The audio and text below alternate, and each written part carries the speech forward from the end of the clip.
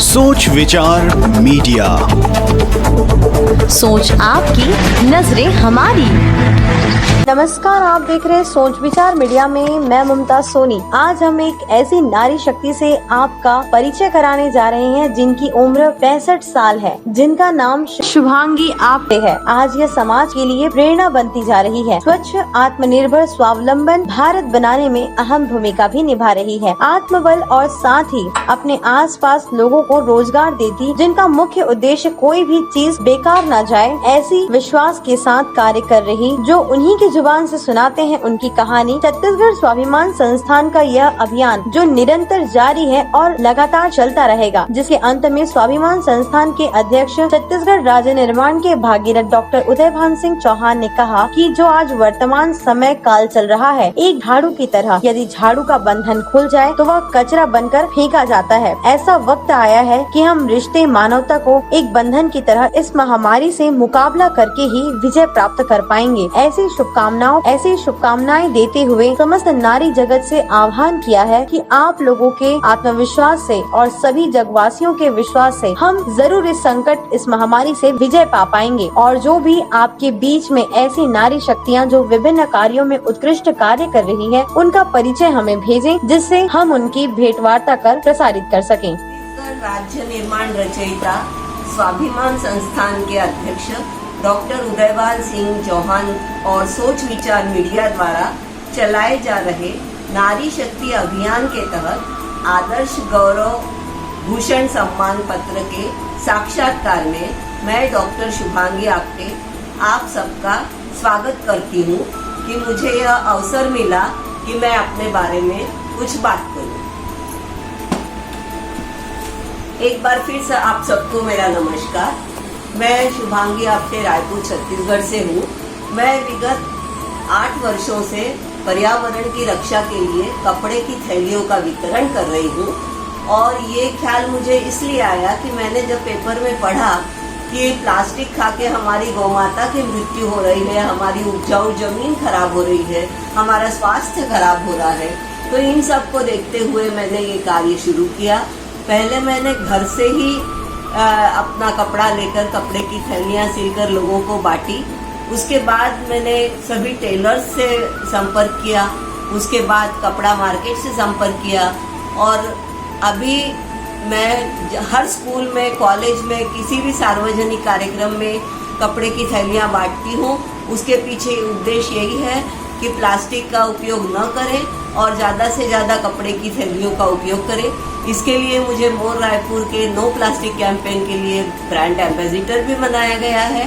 कुछ दिन पहले मैंने लोगों के सामने ये प्रस्ताव रखा था कि आपके घर में, आपके पास जो वेस्ट वाले प्लास्टिक हैं, जैसे हम सब्जी लेते हैं, सब्जी वाले पहले देते थे, ये स्नैक्स के पैकेट हैं, उसके बाद दवाई के पाउच कागज है, ये सब लेकर मैंने उनको ये कहा था कि जो कोई मुझे 1 किलो प्लास्टिक ला के देगा उसको मैं एक कपड़े की थैलियाँ दूंगी।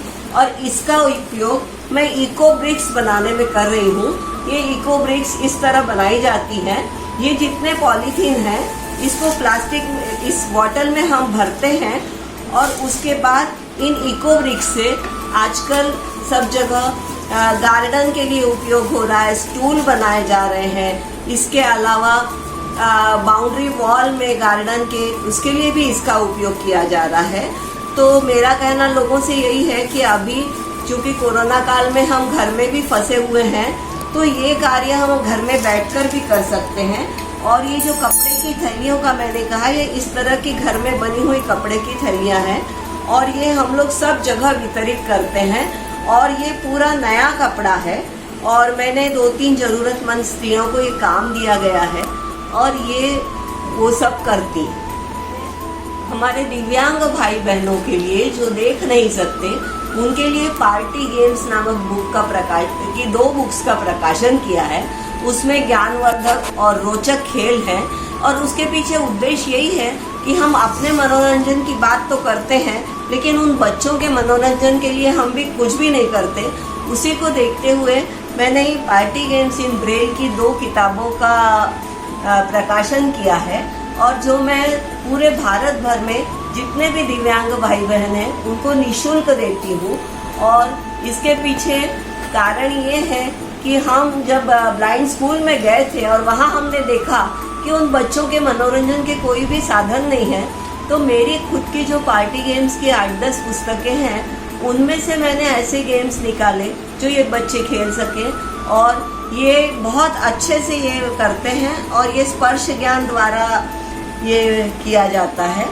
इसके अलावा मैं महिला थाना रायपुर में नियमित काउंसलर हूँ, और चूँकि मेरा साइकोलॉजी सब्जेक्ट रहा है इसलिए मेरी उसमें रुचि भी है, और मुझे खुशी होती है कि मेरे जो साइकोलॉजी सब्जेक्ट था उसका सही दिशा में उपयोग हो रहा है, और मैं ये कार्य स्वेच्छा से कर रही हूँ और इससे बहुत सारे परिवार अभी तक जुड़े हुए हैं। और इसके अलावा मेरी ड्रामा और ट्रैकिंग में भी रुचि है। हमने पूरे परिवार ने 2-3 बार हिमालय ट्रैकिंग भी किया है, और एक काम मैं अभी और कर रही हूँ जो कि कोरोना काल में इस महामारी में हमारे स्वास्थ्य की रक्षा के लिए बहुत आवश्यक है। मैंने घर में ही शुद्ध सैनिटाइज़र बनाया है। ये सैनिटाइज़र बना हुआ ये मैं आपको दिखा रही हूँ। इस सैनिटाइज़र में मैंने 2 चम्मच नारियल तेल, 2-3 कपूर की बट्टी, उसके अलावा ये फिटकरी पीसकर उसमें डाली है, और थोड़ा सा गुलाब जल डाला है, और 250 ml पानी में ये सब हम मिला के ये शुद्ध सैनिटाइज़र मैंने बनाया है। और इसको बच्चे भी यदि ज़्यादा यूज़ कर लें तो भी हानिकारक नहीं है, और ये कपूर और ये सब है वैसे भी हम शुद्ध मानते हैं, तो ये हमारे प्रकृति के लिए भी अच्छा है।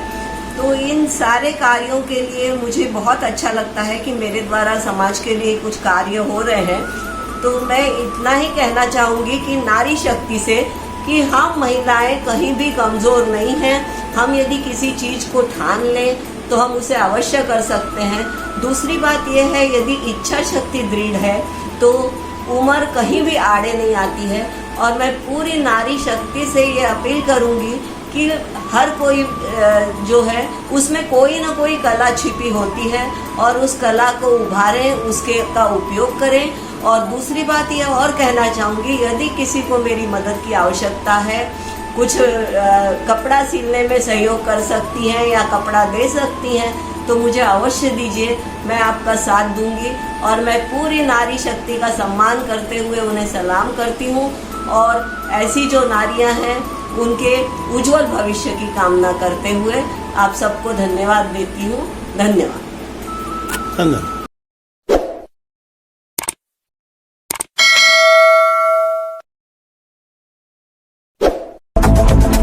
सोच विचार मीडिया, सोच आपकी, नजरें हमारी।